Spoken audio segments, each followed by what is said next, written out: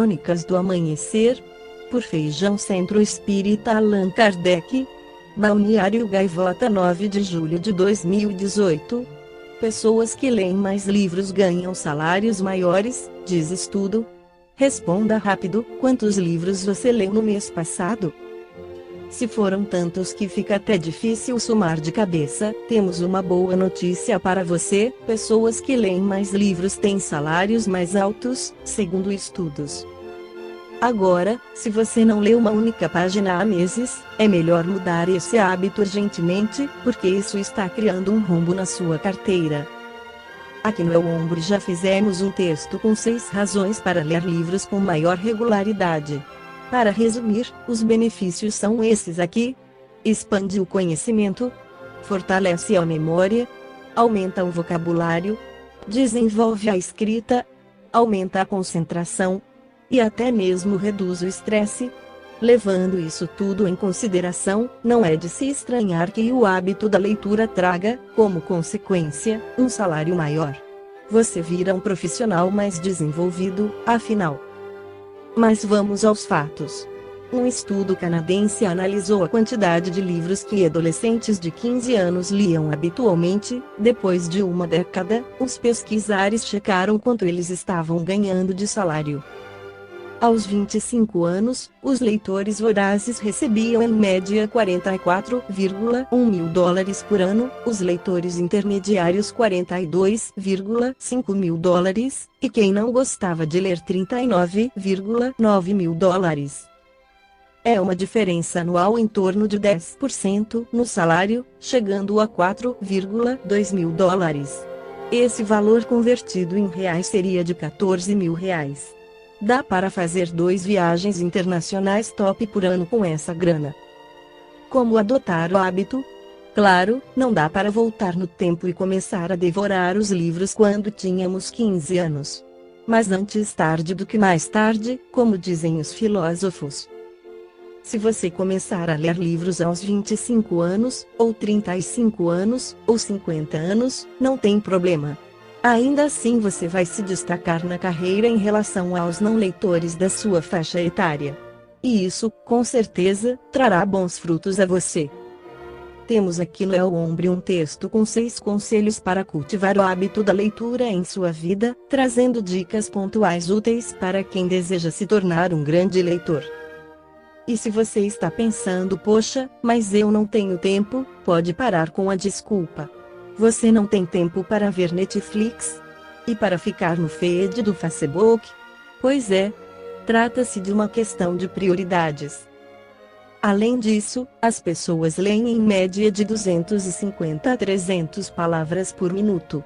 Claro que há casos daqueles que são mais rápidos ou lentos, mas costuma ficar nessa faixa.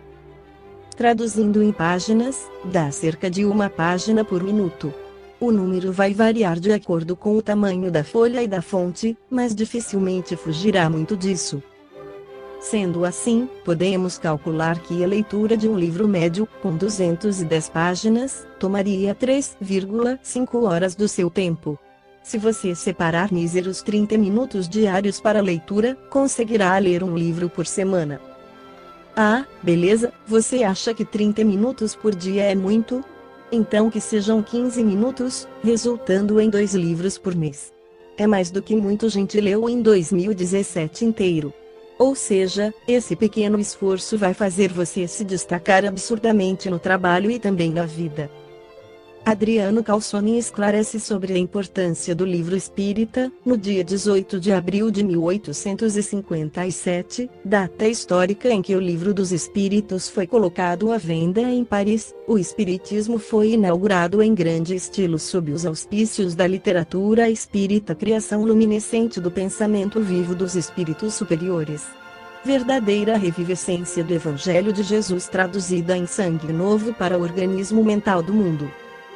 A recém-nascida literatura espiritista do século XIX, que foi complementada ao longo de 11 décadas, não ficou à margem das dificuldades vividas por Allan Kardec na preparação e no lançamento das 5 obras fundamentais da filosofia espírita: o Livro dos Espíritos, o Livro dos Médiuns, o Evangelho segundo o Espiritismo, o Céu e o Inferno, e a Gênese. É notável observarmos o cuidado dos espíritos em orientar o mestre quanto às limitações a que estava submetido. Literalmente, Kardec encontrou-se na dependência de editores e livreiros, católicos, estranhos às minúcias doutrinárias, já que aquela época não era o momento para que a doutrina dos espíritos dispusesse de editora e gráfica próprias, que fossem independentes de quaisquer interesses alheios ao ideal espiritista. Para o mestre, nenhum ensinamento espírita podia ser distorcido por caprichos, seja por um deslize de revisão literária ou mesmo um descuido de impressão. Tudo precisou ser visto e revisto, já que os muitos detratores do espiritismo estavam de olho em cada detalhe. Leitura crítica, discernimento e coerência literária nunca faltaram ao mestre o bom senso encarnado, como dirá Camille Flammarion. Tudo que se lê de Kardec está expressamente fundamentado pela lógica e razão nos ensinamentos dos espíritos. E essas qualidades literárias deverão resplandecer como um carimbo de luz em nossos. Amélie Gabrielle Baudet, a esposa de Allan Kardec, fez tudo que esteve ao seu alcance, principalmente após o desencarne do marido, para que as obras kardecistas que ela herdou não ficassem distantes da realidade econômica de sua época.